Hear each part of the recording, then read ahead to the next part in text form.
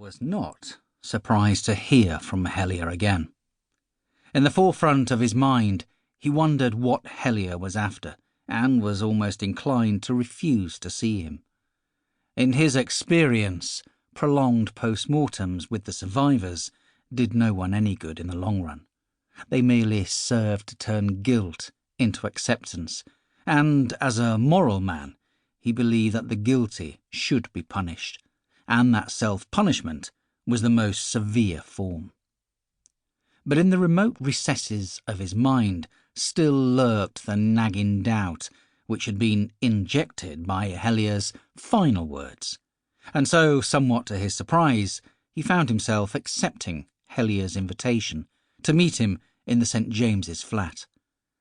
This time, oddly enough, he was not averse to meeting Hellier on his own ground. That battle had already been won.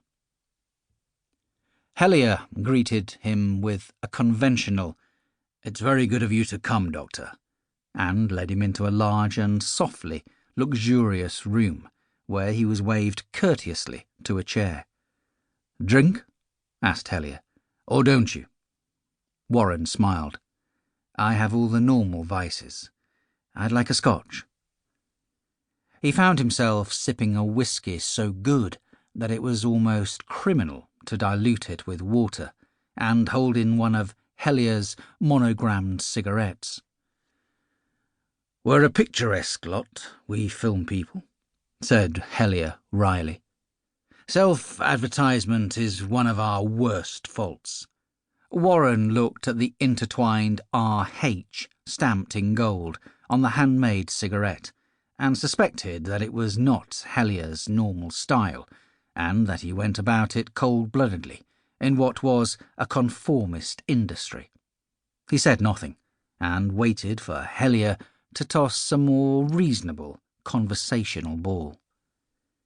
"First, I must apologise for the scene I made in your rooms," said Hellier. "You have already done so," said Warren gravely, "and in any case, no apology is necessary." Hellier settled in a chair facing Warren and put his glass on a low table. "I find you are very well thought of in your profession." Warren twitched an eyebrow. "Indeed?" "I've been finding out things about the drug racket. I think I have it pretty well taped." "In 3 days," said Warren, ironically. "In the film industry, by its very nature, there must be an enormous fund of general knowledge. My research department is very nearly as good as, say, a newspaper office. If you put enough staff onto a problem, you can do a lot in 3 days." Warren let that go and merely nodded. "My research staff found that in nearly 1/3 of their inquiries, they were advised to consult you as a leading member of the profession." "They didn't," said Warren, succinctly. Hellier smiled. "No, I told them not to.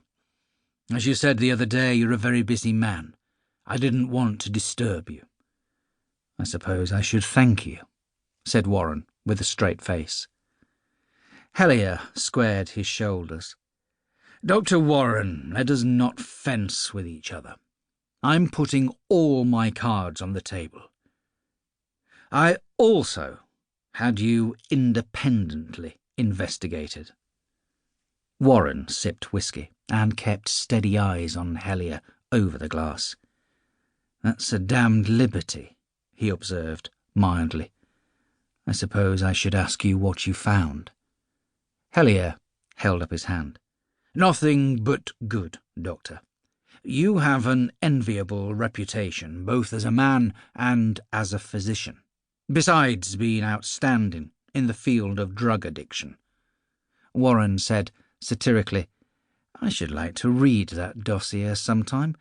It would be like reading one's obituary, a chance which comes to few of us." He put down his glass.